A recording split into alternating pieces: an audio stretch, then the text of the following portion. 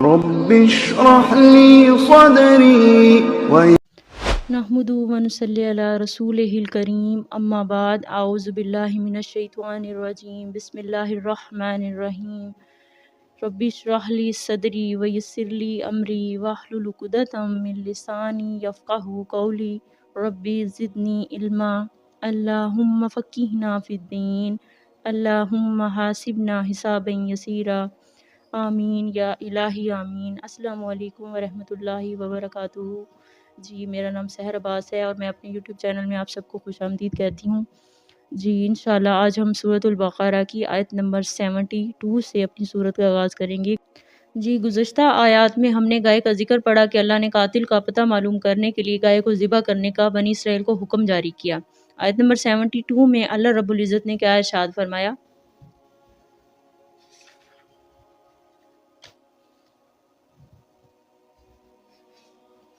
جی آیت نمبر 72 میں اللہ رب العزت ارشاد فرماتے ہیں وَإِذْ قَتَلْتُمْ نَفْسًا فَادَّارَأْتُمْ فِيهَا وَاللَّهُ مُخْرِجٌ مَا كُنْتُمْ تَكْتُمُونَ۔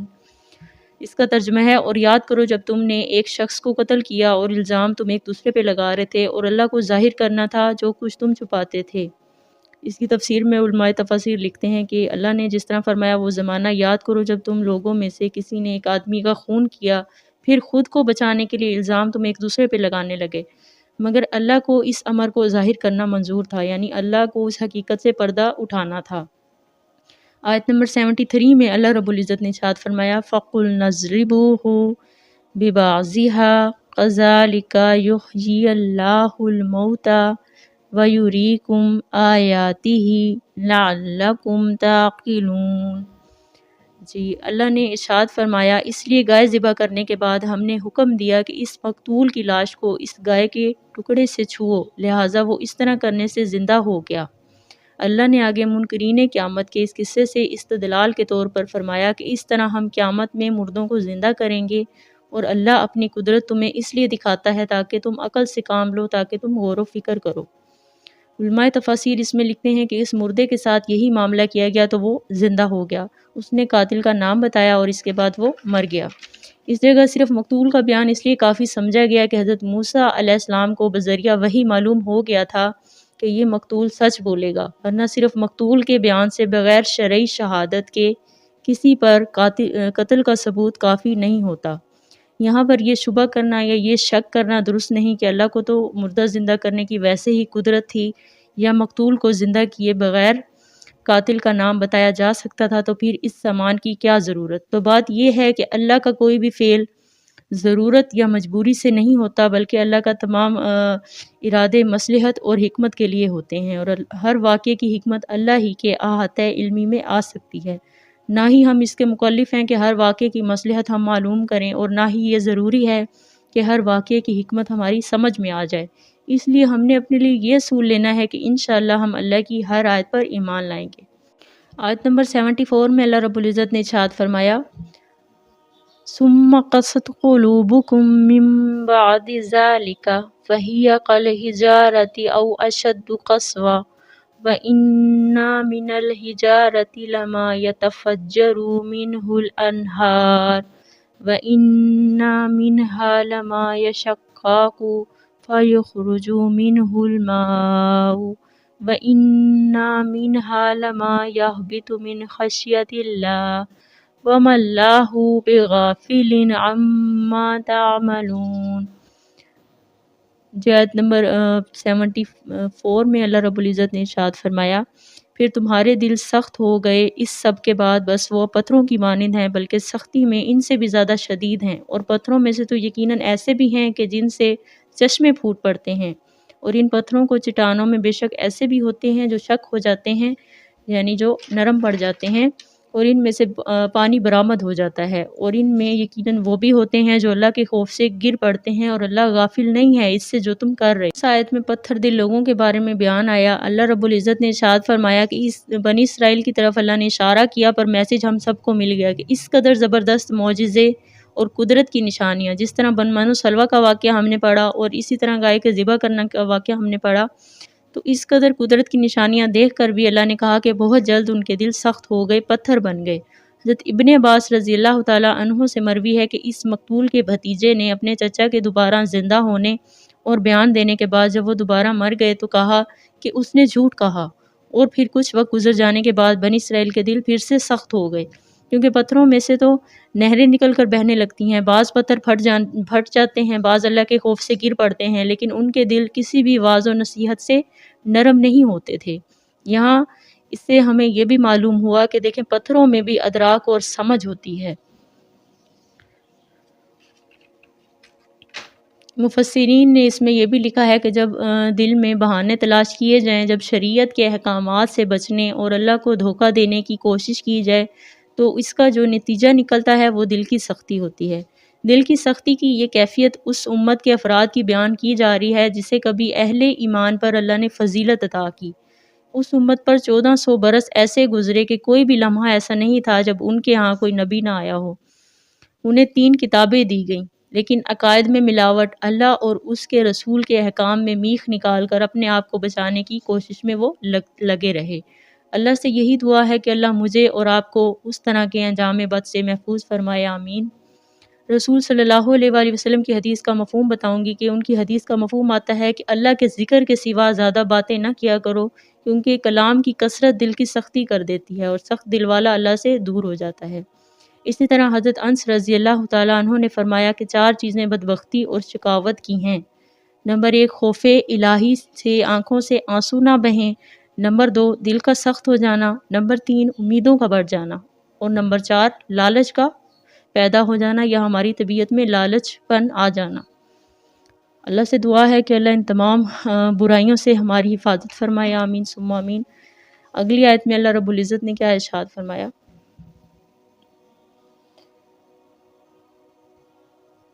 جی اگلی آیت میں اللہ رب العزت ارشاد فرما رہے ہیں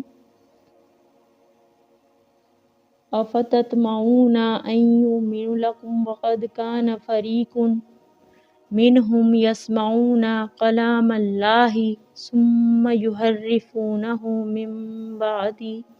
مَا عَقَلُوهُ وَهُمْ يَعْلَمُونَ۔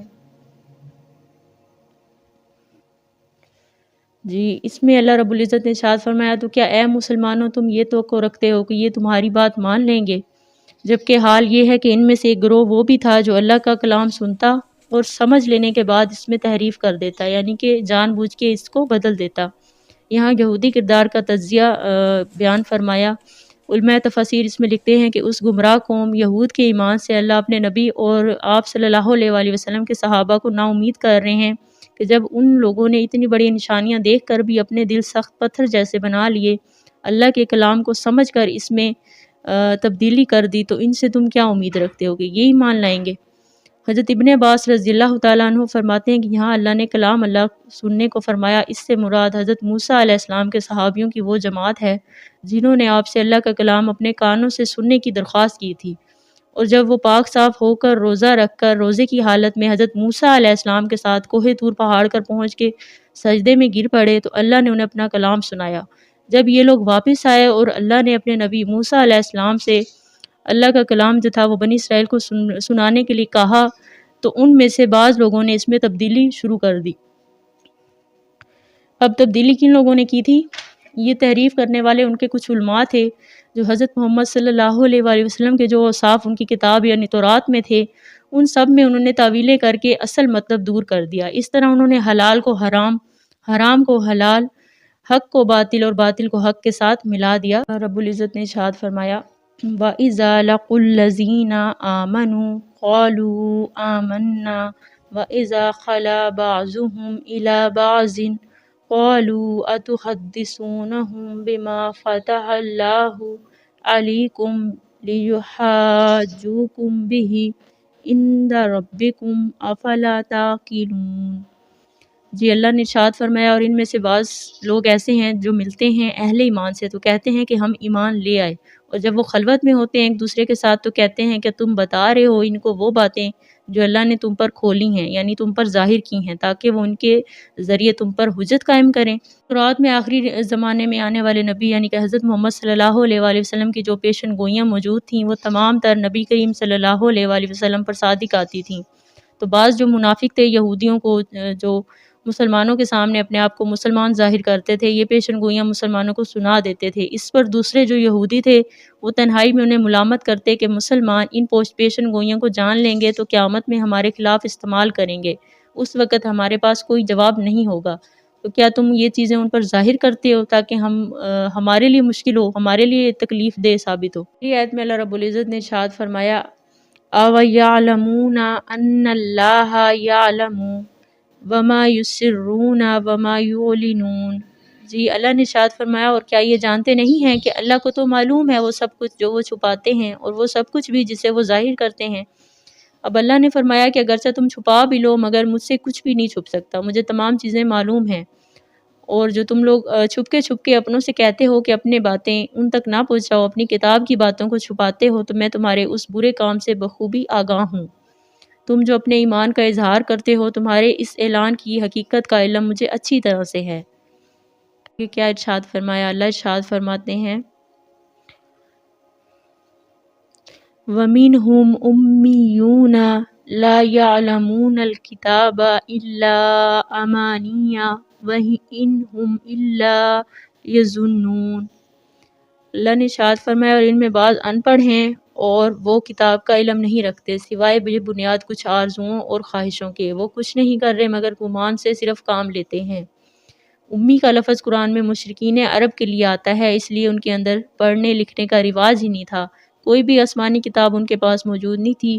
تو یہاں یہود کے بارے میں یہ کہا جا رہا ہے کہ ان میں ایک طبقہ ان پڑھ لوگوں پر مشتمل ہے، جیسے آج مسلمانوں کا حال ہے کہ اکثر و بیشتر جاہل ہیں، ان میں سے بعض اگرچہ پی ایچ ڈی کی ڈگری کیوں نہ ان کے پاس، لیکن انہیں قرآن کی الف بے تے نہیں آتی، دین سے بالکل ناواقف ہیں۔ تو آج پڑھے لکھے مسلمانوں کی بھی عظیم اکثریت پڑھے لکھے جاہلوں پر مشتمل ہے، جبکہ ہماری اکثریت ویسے ہی بغیر پڑھی لکھی ہے، تو اب انہیں دین کا کیا پتہ، وہ تو اپنا سارا دار و مدار اور اعتماد کس پہ کریں گے؟ علماء پر۔ تو اللہ نے ارشاد فرمایا کہ لا یعلمون الکتاب الا امانیہ، ایسے لوگ کتاب سے تو واقف نہیں ہیں، بس اپنی کچھ آرزوؤں اور خواہشوں پر زندگی بسر کر رہے ہیں، زندگی گزار رہے ہیں۔ ان خواہشات کا ذکر اللہ اگلی آیات میں بھی کریں گے۔ یہود کو دراصل یہ غرور تھا کہ ہم تو اسرائیلی ہیں، ہم اللہ کے محبوب ہیں، ہماری تو شفاعت ہو ہی جائے گی۔ یہاں ان کی وشفل تھنکنگ جو تھی، ان کی جھوٹی آرزوئیں جو تھیں، ان کا ذکر آیا کہ اس کے سہارے وہ جی رہے ہیں، تو ان کے لیے ان کے رب کے پاس کوئی بھی اجر و ثواب نہیں ہے۔ یہ جو ان کے لیے من گھڑت خیالات ہیں، ان پر انہیں کوئی اجر و ثواب نہیں ہے، بلکہ وہ اللہ کی رحمت سے دور ہیں۔ تو اللہ سے یہی دعا ہے کہ اللہ ہمیں اپنی ناراضگی سے، اللہ اپنے غصے سے، غضب سے ہمیں حفاظت میں رکھے، اور انشاءاللہ ہمیں قرآن پاک کی تعلیمات پر عمل کرنے کی توفیق دے۔ انشاءاللہ ہم اگلی آیات میں سورۃ البقرہ کی اگلی آیات کا انشاءاللہ مطالعہ کریں گے۔ سبحان ربک رب العزت عما یصفون وسلام علی المرسلین والحمد للہ رب العالمین، آمین یا رب العالمین۔ السلام علیکم ورحمۃ اللہ وبرکاتہ۔ لولا الأمل ما بقى بالدنيا رجاوي، لولا الأمل ما احدم بها الدنيا سلاح، لولا الأمل